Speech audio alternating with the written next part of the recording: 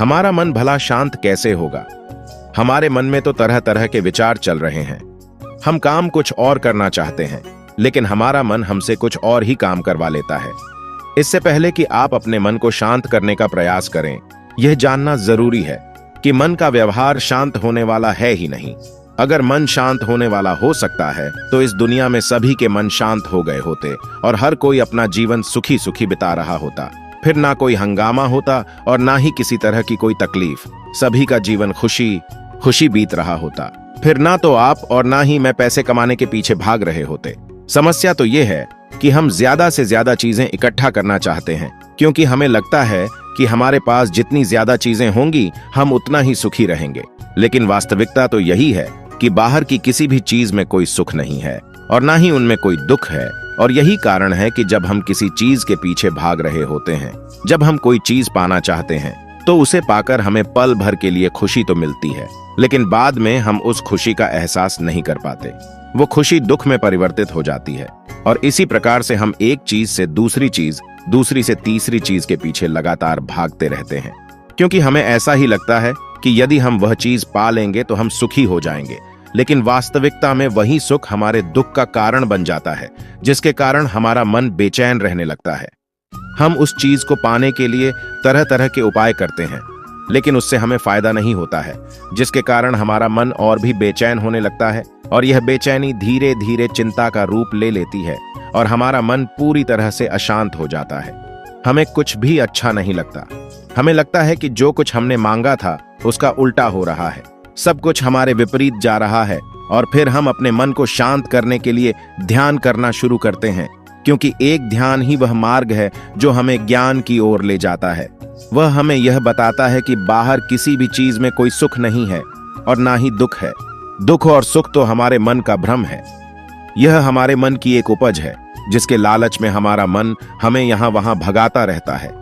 जैसे कि महीनों से भूखे एक भिखारी को अगर एक सूखी रोटी भी मिल जाए तो वह उसके लिए सुख है, वह उसके लिए अमृत है। और ठीक उसी के विपरीत यदि किसी धनवान के घर पर 56 प्रकार के भोग भी बन जाए, तब भी वह उसे खाकर तो दुखी ही रहेगा। यह तो उनकी मन स्थिति पर निर्भर करता है।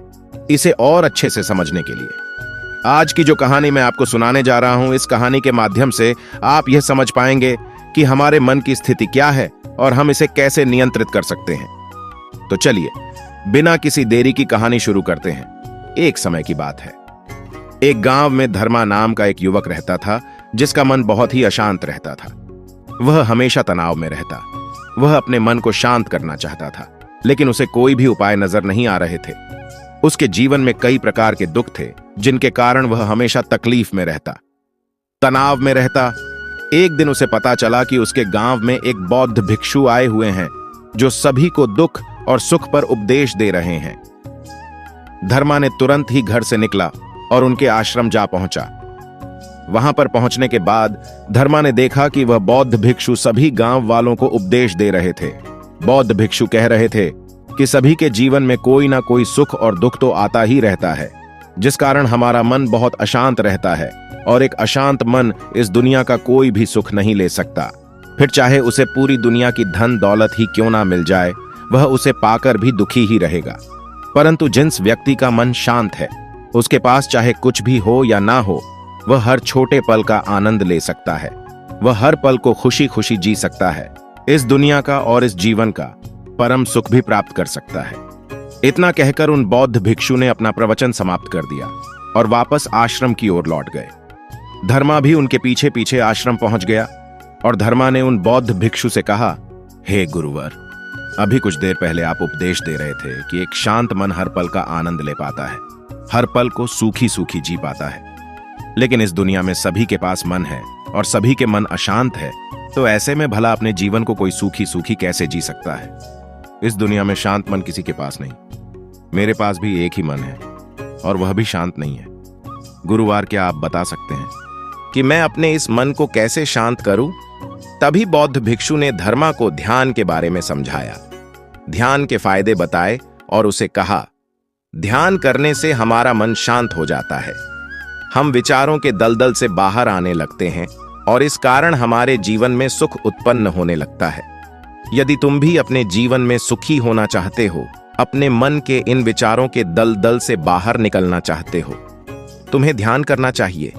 तुम्हें ध्यान का अभ्यास करना चाहिए, क्योंकि यही वह मार्ग है जो तुम्हारे मन को शांत कर सकता है और तुम्हें सही राह पर ला सकता है। धर्मा ने उन बौद्ध भिक्षु की बात मान ली। धर्मा ने उन बौद्ध भिक्षु को प्रणाम किया और वापस घर चला गया।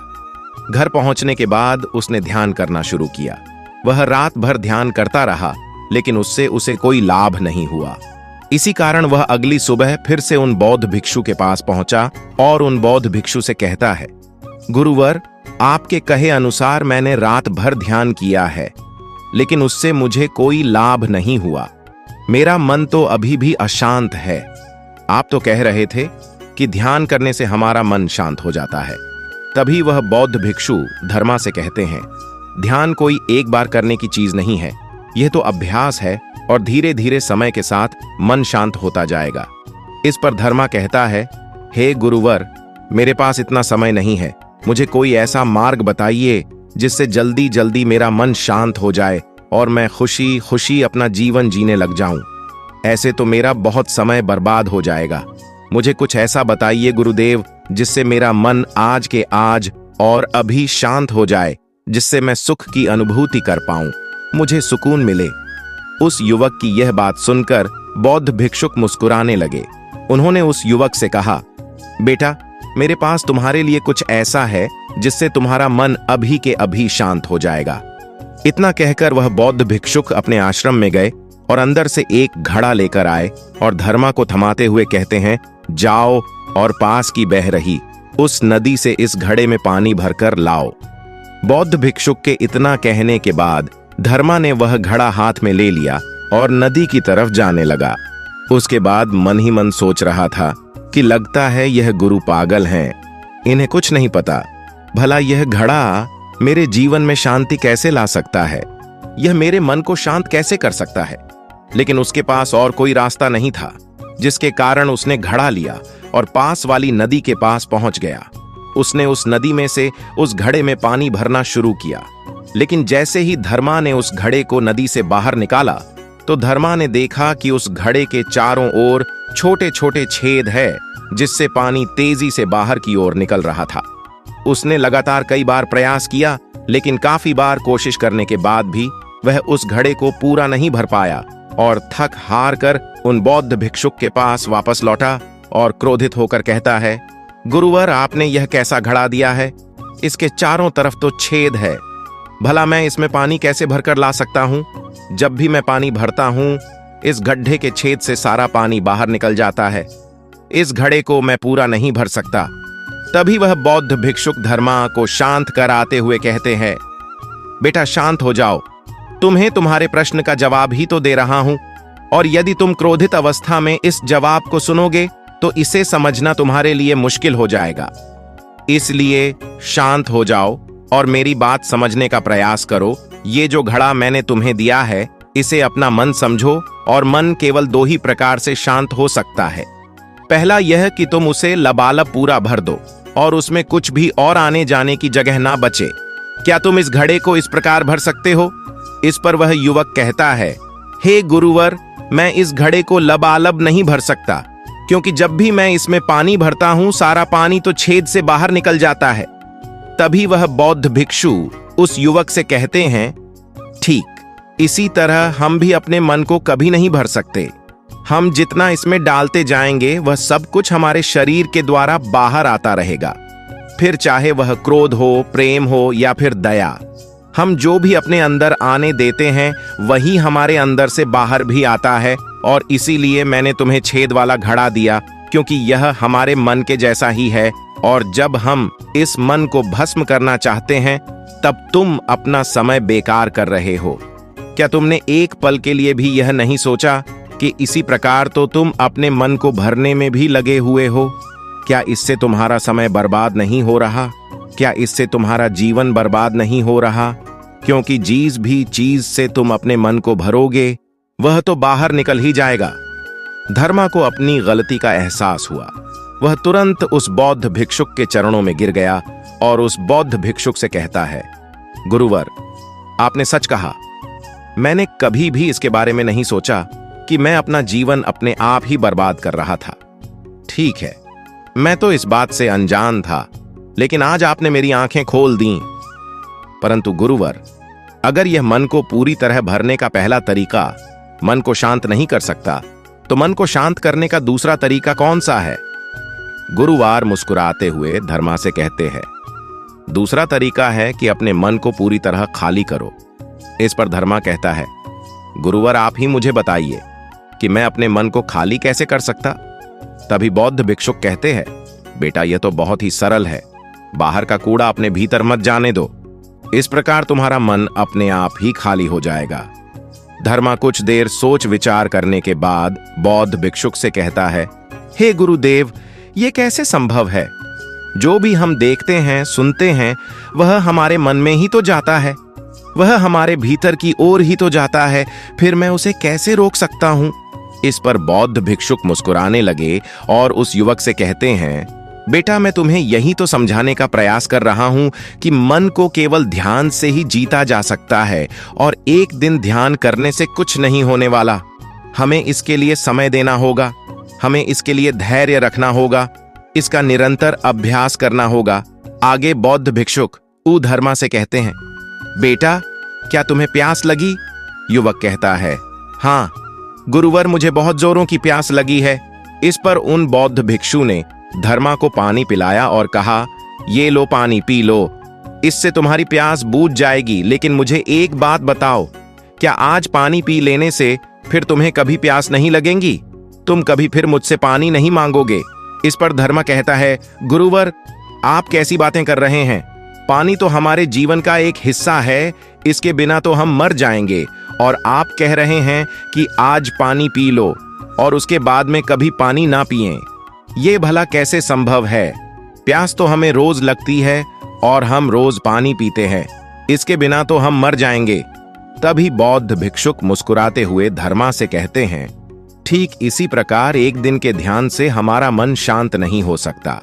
उसे भी रोज भूख लगती है और उसे रोज रोज हमें आहार भी देना पड़ता है, उससे भी रोज पानी पीने की जरूरत पड़ती है, और ठीक उसी प्रकार हमें हर दिन ध्यान करने की भी जरूरत पड़ती है।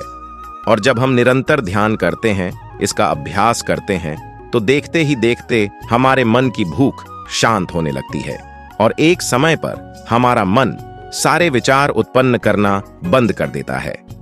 तब वह बाहर से कुछ भी ग्रहण नहीं कर पाता और जो कोई भी विचार हमारे भीतर है वह सारे विचार देखते ही देखते समाप्त हो जाते हैं और इसी प्रकार धीरे धीरे हमारा मन शांत होने लगता है। आगे वह बौद्ध भिक्षुक धर्मा से कहते हैं, बेटा तुम ही तो कह रहे थे कि तुमने रात भर ध्यान किया है, लेकिन उसके बाद भी तुम्हारा मन शांत नहीं हो रहा है।